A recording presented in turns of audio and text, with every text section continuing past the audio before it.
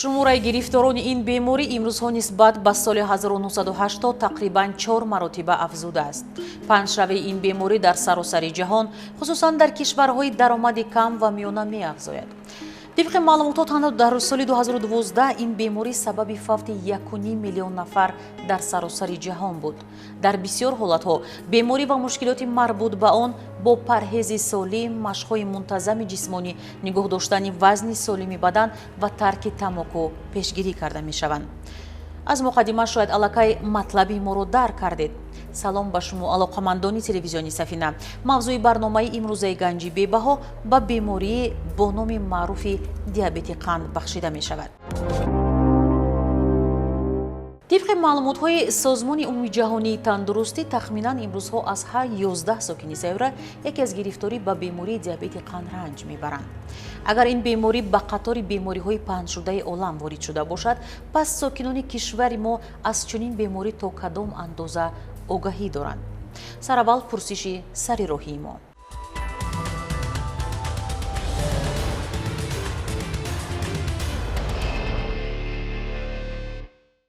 بیماری قند امروز یکی از بیماری‌های پنهان شده‌ترین در بین اهالی به حساب می‌رود و اکثراً به این بیماری همون کلانسولان که بسیار حرکتشون کمتر می‌باشد دچار می‌شود. این بیماری همون بیماری است که در داخل خونشون یعنی که ترکیب قندی چیزهای قندی زیاد می‌شود و خونشون قطع شده از حرکت کردن مثلا دشواری میکشند و با این گونه آدمان که توصیه داده می‌شود که حرکت بسیارتر کنند، پرهیزکاری بسیارتر کنند از اون موادهایی که در ترکیبش مثلا موادهای شیرینی بسیار دارد از همین موادها پرهیز کنند. گوشت گوسفند همه خیلی چیزا ممکن نیست خوردن. خربزه. Это может быть и молодежь, но взрослые люди тоже болеют. Чаще всего взрослые люди болеют. Это еще может наступить не только при частом поедании сладкого, допустим, нервоз, большой стресс. Это тоже может повлиять на организм. И повышается сахар. Нужно соблюдать потом диету. Бывает же несколько стадий сахарного диабета. Бывает легкая стадия, бывает уже совсем такая сложная стадия, когда нужно уже и колоться медикаментами. Вот. Нужно диету соблюдать, в принципе. Если это с молодости как-то вот идет. И есть поменьше сладкого и меньше нервничать. Ай, кам харакати мешава, ай, ширини всё худно. Ами сабабу мешава, всё сабабуш, ай сабабу, ки одаму кам харакат мешава. Знаете, наверное, все-таки повышается сахар из-за того, что повышенный холестерин. Вот. И я все-таки думаю, что когда люди безобразно едят.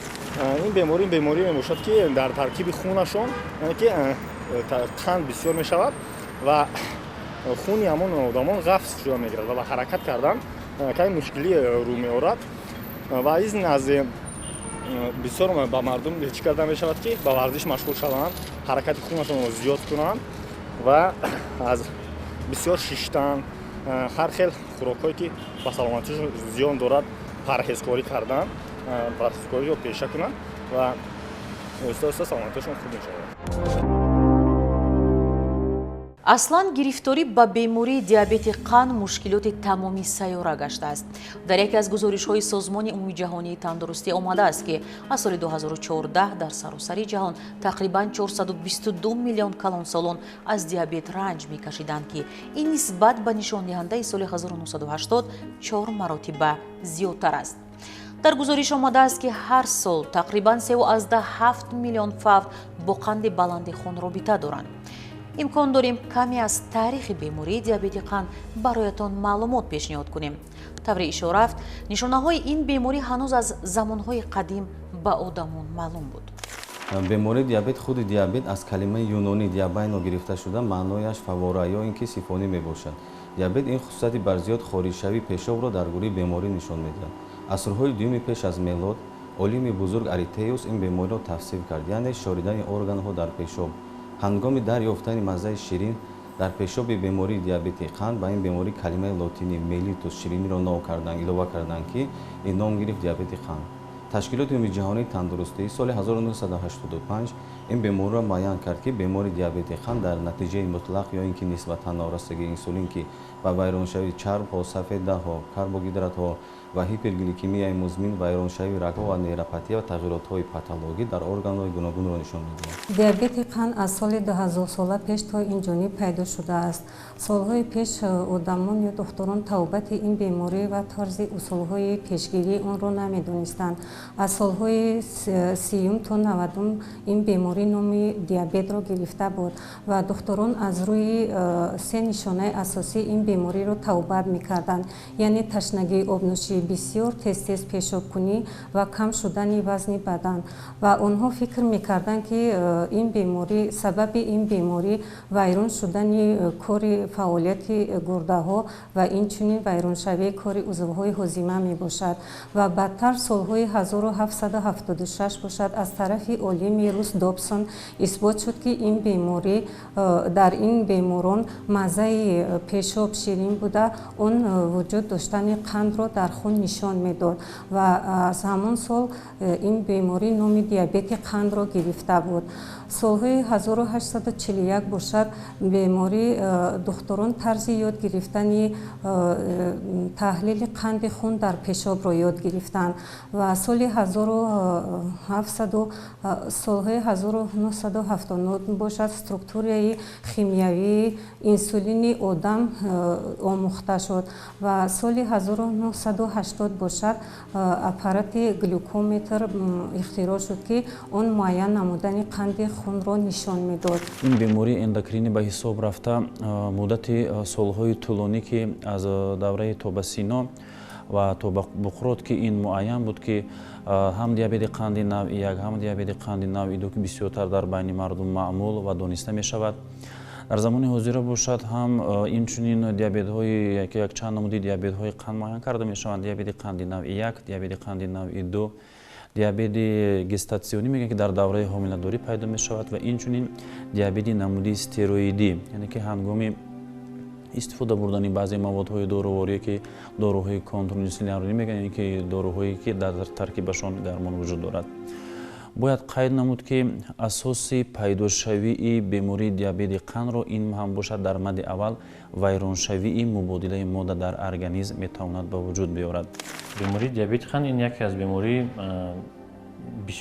бисёр мушоҳида мешудагӣ дар дунё мебошад, барое ки то ҳозир дар дунё зиёда аз 500 миллион одам гирифтори ин беморӣ мебошад. Гуфтан лозим аст ки ин беморӣ бисёртар дар одамои синну соли калон пайдо мешавад, лекин намуди беморӣ ҳаст ки дар одамои синну соли ёштам пайдо шудан метавонад.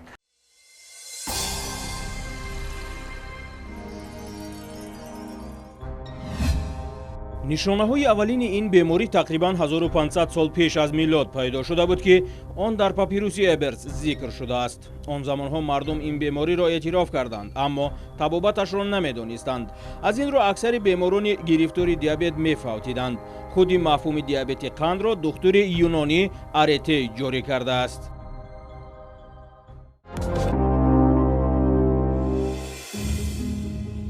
истилоҳи диабет аз калимаи диабайно юнонӣ бармеояд ки тарҷумаи татулафзии он ман мегузарам, ман равонам мебошад. истилоҳи қанд ба он бадтар дар асри 17 аз ҷониби Томас Уилс илова карда шуд. аввалин кӯшиши таснифи диабети қандро соли 1880 олими фаронсавӣ Лансеро Этен карда буд. он замон ӯ ду намуди диабетро муайян кард. бо рушди илм ва тиб таснифи диабети қанд дар соли 1965 аз ҷониби Созмони умумии ҷаҳонӣ тандурустӣ аз нав дида баромада шуд ки чунин муайян кард. диабети аввалия бо марҳилаҳои норасоии инсулини нисбӣ ва мутлақ ва диабети дуюмин дараҷа. соли 1980 мафҳумҳои диабети нави 1 ва диабети нави 2 ҷорӣ карда шуд ва соли 1985 ин истилоҳҳо дубора бекор карда шуданд, зеро онҳо патогенизми исботшудаи бемориро дар назар дошта буданд. якум раванде ки боиси гирифтор шудан ба ин намуди беморӣ оварда мерасонад, ин омили ирсӣ ҳаст ки ин ба ҳамон маъно ҳамчун полиэтиологӣ баҳо дода мешавад. яъне ки дар нуқтаи назари ирсият бояд қайд намуд ки дар падар ё модар агар худи ин беморӣ вуҷуд дошта бошад, дар фарзандони онҳо ё ин ки дар набиравони онҳо хатари пайдошавии беморӣ вуҷуд дорад. дар баъзе монографияҳои илмӣ тасдиқ шудааст ки дар фарзандоне ки падару модари онҳо диабети қанд доранд ва дар инҳо омили барзиёдии вазн ё ин ки фарбеҳӣ агар ҷой дошта бошад дар 40% ҳолатҳо яъне ки пайдошавии бемории диабети қанди навъи 1 ё ин ки навъи 2 аз эҳтимолият дур нест. Сабаби асосии пайдошавии бемории диабети қанд чӣ гуна ки дар боло гуфта гузаштем ки вайроншавии муодилаи модда ҳаст ва вайроншавии муодилаи модда метавонад якчанд сабабҳо яъне ки омили асосӣ шаванд. Якум ин нодуруст яъне ки истифода бурдани тарзи хӯрок, яъне ки дар вояи хӯроки шабонарӯзӣ миқдори чарбу ё ин ки миқдори карбогидратҳои сода аз ҳудуди меъёрӣ зиёд истифода бурда мешавад ки дар инҳо дохил мешаванд. Масалан, хӯроки субҳгоҳӣ бояд ки аз маводҳое таркиб дода шавад ки дар таркиби онҳо яъне ки ҳам карбогидрат, ҳам сафеда ба миқдори карб яъне ки чарбу вуҷуд дошта бошад. Дар ҳолати вайроншавии ин ё он хӯроке ки ратсиони шабонарӯзиро ташкил медиҳад, метавонад ки шахсият ба омили фарбеҳӣ ё ин ки вайроншавии системаи ҳозима ба системаи ҳозима ки аз ковокии даҳон то рӯдаҳо рафта мерасад, омили яке аз инҳо вайрон шавад, боиси гирифторшавӣ ба бемории диабети қанд оварда мерасонад. Дуюм омил ин дуру дароз истифода бурдани машруботи спиртӣ ва инчунин истифода бурдани маводҳое ки ба ин гурӯҳ яъне ки наздик ҳастанд, яъне ки ҳамрадиф ҳастанд.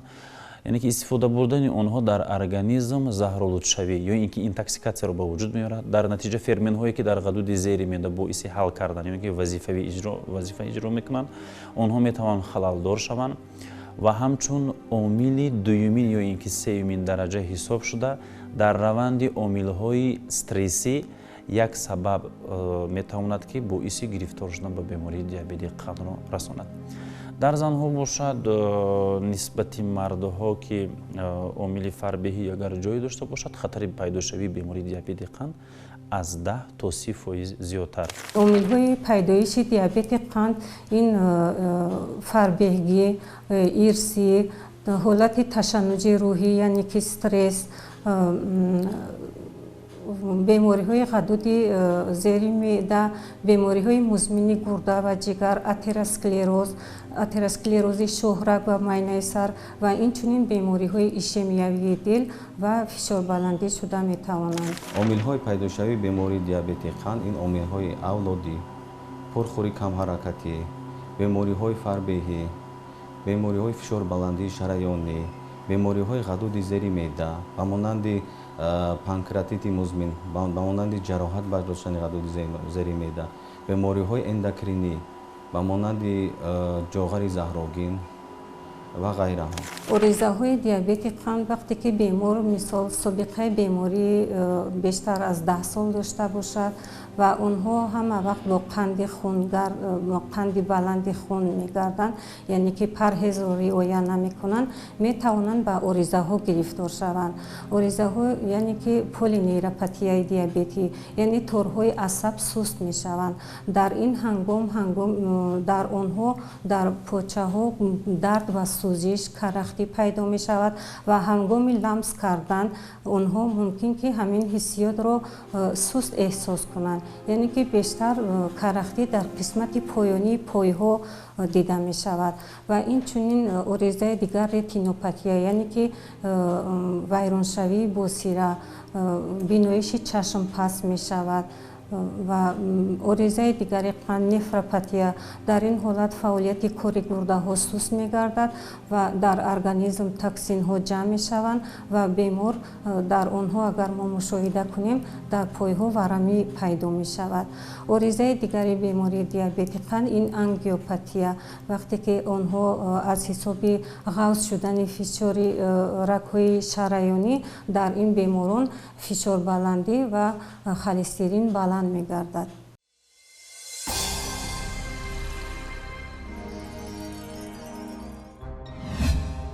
тақрибан 1.6 миллион фавти одамон дар кураи замин дар соли 2016 бевосита ба диабет марбут будааст. дар соли 2012 бошад 2.2 миллион нафар фавти сокинони сайёра ба миқдори баланди глюкозаи хун вобаста буд. акнун мегузарем ба масъалаи ташхис ва табобати диабети қанд. мутахассисон мегӯянд ки ташхиси барвақтиро бо санҷиши нисбатан арзони глюкозаи хун муайян кардан мумкин аст. табобати диабети қанд пеш аз ҳама бо роҳи парҳези мувофиқ, фаъолияти ҷисмонӣ ва паст кардани сатҳи глюкозаи хун асос ёфтааст. барои пешгирӣ кардани мушкилот қатъи истифодаи тамоку низ муҳим аст. барои санҷиши бемории диабети қанд шахсоне ки вақте ки мехоҳанд яъне қанди худро санҷанд, онҳо бояд дили наҳор на камтар аз 12 то 10-12 соат онҳо бояд дили гӯш набошанд. дили наҳор онҳо ба санҷишгоҳҳо ба таҳлилгоҳҳо рафта миқдори қанди худро бояд як маротиба санҷанд. миқдори қанд ҳам дар хун санҷида мешавад ва ҳам дар пешоб. дар ҳолати баландшавии қанди хун аз 8 яъне вақти 8 миллимол вақти зиёд шавад, дар пешоб албатта фоизи он пайдо мешавад. қанди хун дар ду нав санҷида мешавад, яъне ки капилярӣ мегӯянд, ки ноги ангушт бошад, венозӣ ки аз варид гирифта мешавад. бояд қайд кард ки ҳудуди меъёри қанди хун дониста шавад. масалан агар қанди хун дар ҳудуди меъёр нишондиҳанда аз 3 аз 10 то 5 аз 10 баъзе адабиётҳо то 6 миллимол на литрро ки меъёр мешуморанд.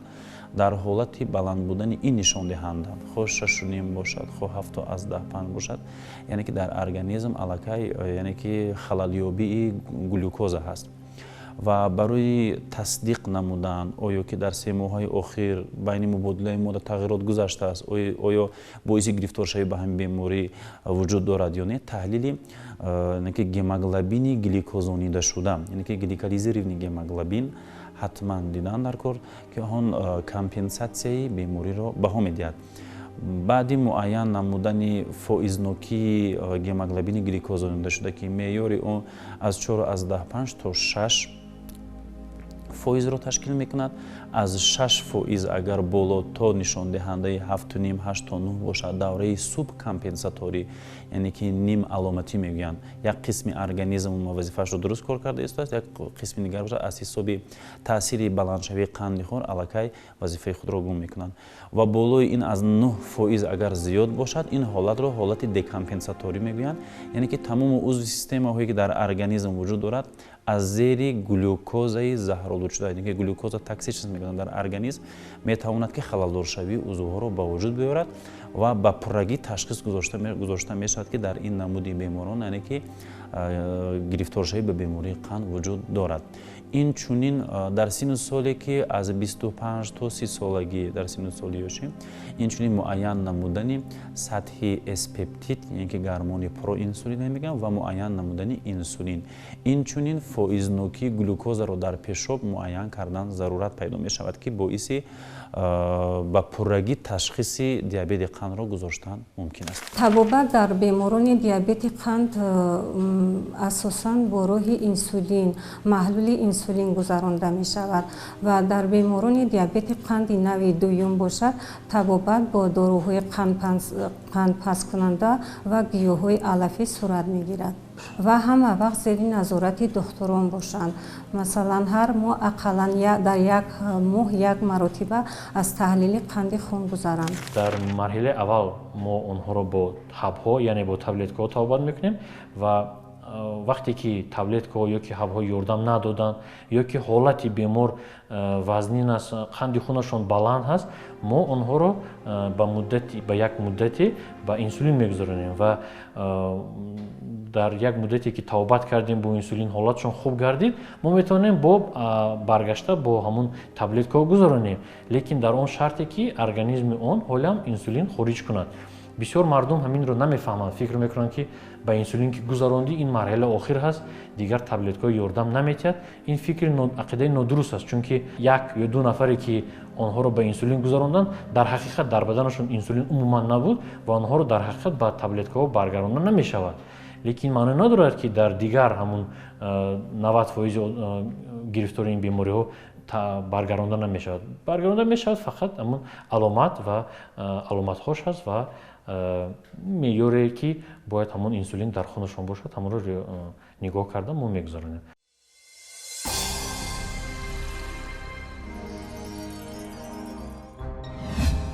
کارشناسان پیش بینی میکنند که آمار گرفتاری و بیماری دیابت قند تنها در صورت اندیشیدن چاره‌های شدید کم خواهد شد.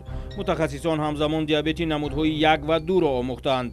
اما افزایش فوق‌العاده گرفتاران دیابت قند در سراسر جهان اساساً از دیابت نوع 2 وابسته است که با غذا و طرز زندگی ناموافق علاقمند است.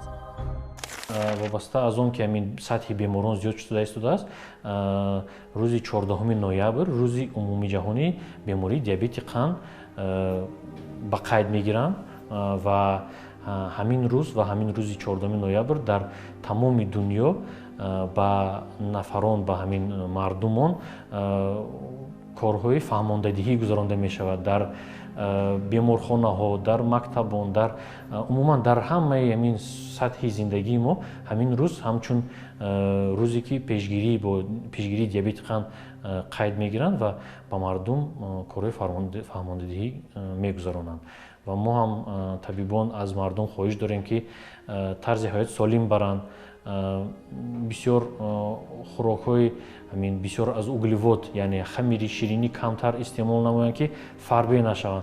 همین فربه که شدن البته نه تنها به دیابت قند یعنی بلکه به دیگر بیماری‌ها هم بسیار بیماری‌ها گرفتار میشوند. همین سالمی مردم از همین طرز حیات سالم وابستگی دارد. متخصص ورزیده مبارزه بر ضد بیماری دیابت قند اتین کروگ باری گفته بود راه آسان‌ترین برآمدن از دیابت از آن عبارت است که همه ما با ورزش مشغول شویم، غذای سالم استعمال کنیم و وزن را معتدل نگاه داریم. اما این البته راه آسانی حل مشکل نیست میگوید او. پس باز کدام تدبیرها جهت گرفتار نشدن به بیماری قند موجودند؟ برای پیشگیری نمودن دیابت قند ما توصیه میدیم که بیشتر از خوراک‌های شیری کم روغن، از محصولات‌های گوشتی کم روغن استفاده برند، بیشتر به مشق جسمانی مشغول شوند، سیر و گشت در هوای تازه از 30 دقیقه تا 60 مینوت و اینچنین حرکت کردن از 30 دقیقه تا 60 مینوت تا 60 دقیقه در یک روز باید که آنها حرکت داشته باشند و بیشتر از میوگی‌های تر و تازه، میوگی و سبزیجات استفاده برند. شخصانی که وقتی که می‌دانند که پدر یا مادر یا خویشتبار نزدیک خود گرفتاری بیماری دیابت قند هست، آنها باید کوشش کنند که از بیماری‌های فربهی، بیماری‌های یعنی فربهی بسیارتر دست کشند، چون که یکی از عامل‌های سبب‌های پیدایش بیماری دیابت قند فربهی هست. یعنی آنها باید کوشش کنند که وقتی پدر و مادر خود گرفتاری بیماری دیابت قند هست از سنجش قند خود گذرند تست و کوشش کنند که از محصولات‌های همین قنادین و شیرینی‌ها کم یعنی دست کشند، کمتر استعمال نمایند. و شخصانی که فربه هستند آنها باید کوشش کنند به ورزش مشغول شوند، یعنی پرهیزی رو رعایت کنند که آنها سری وقت یعنی خراب شوند، یعنی تبابت یابند. و شخصانی که بیماری‌های فشار بلندی هستند آنها هم باید کوشش کنند که این بیماری‌های فشار بلندی رو یعنی تبابت کنند. و شخصانی که گرفتار بیماری‌های اندوکرینی چهلی که ما گفتیم به مانند جاغر زهراگین هستند یا اینکه به مانند بیماری‌های غدود زیر معده یعنی پانکراتیت مزمن هستند، آنها باید این بیماری‌ها را تبابت کنند، به اهمیت نسبت این بیمار نشوند که در آینده آنهایی که تبابت نمیکنند در مدت یک چندین سالها آنها میتوانند به بیماری دیابت قند گرفتار شوند. عامل اساسی که زیادتر و میخوره این عامل فربهی که علائم متابولی میگویند که نه تنها به بیماری قند بلکه به دیگر بیماری هایی که میتواند که آورده رساند پیشگیری نمودن عامل فربهی. دوم باشد یعنی که همه وقت و اینقدر شرایط هایی که در خود اگر جمهوری خودمان رو گیریم، شهر دوشنبه رو گیریم که قدر شرایط هم مهیا پای در هم با مشق‌های جسمانی مشغول شدن و استفاده بردن از روغن‌های رستنیگی فائزش زیاد باشد نسبت روغن‌هایی که از چربوگی که از حیوان گرفته می شود و این چنین تشکل طرز حیات سالم میگیم که در این همش رو در بر میگیرد. استفاده نبودن از آن موادهایی که در ترکیب آنها همه نمودی موادهای شیمیایی زیاد، چه از نوشاکی باشد چه از خوراک باشد، اون موادهایی که تیز حل شونده می باشند، زیادتر آبهای گازنوکی که در همه فصل که استفاده می شود که در ترکیب آنها اکثر و کافئین و تاورین و این چنین сахарозаи фаъол ки вуҷуд дорад онҳо метавонанд ки ба халалдоршавии ғадуди зери меъда оварда расонаду яъне ки бемориро ба вуҷуд баранд. аз инҳорам агар ки пешгирӣ намоянд ин ҳам яке аз фазаҳои табобатии беморӣ ба ҳисоб меравад ва ин аз ҳама зиёдтар ки ба ҳамаи шаҳрвандон яъне ки тавсия дода мешавад аз боду ҳавои тозае ки дар худи тоҷикистони нозанини мо бигӯем ки шароит муҳайё ҳаст ақаллан давоми 15 ё 20 дақиқа машқи нафаси гимнастикаи нафас бошад. ин ҳам яке аз пешгирии ҳамаи намуди беморӣ на танҳо бемории диабети қанд мебошад. мушкилоти диабети қанд хеле ҷиддӣ аст ва на танҳо омӯзиши амиқ ва ҷустуҷӯи роҳҳои ҳалли онро аз ҷониби мутахассисони соҳаи тиб балки муносибати оқилона ва бодиққати беморон ба саломатии онҳоро талаб мекунад. бемор ҳарчи зудтар ба ин беморӣ шубҳа кунад ва ҳамон қадар дастурҳои салоҳиятдори духтурро риоя кунад, ҳамон қадар барои духтур ҷиҳати кӯмак ба ин шахс осон хоҳад буд.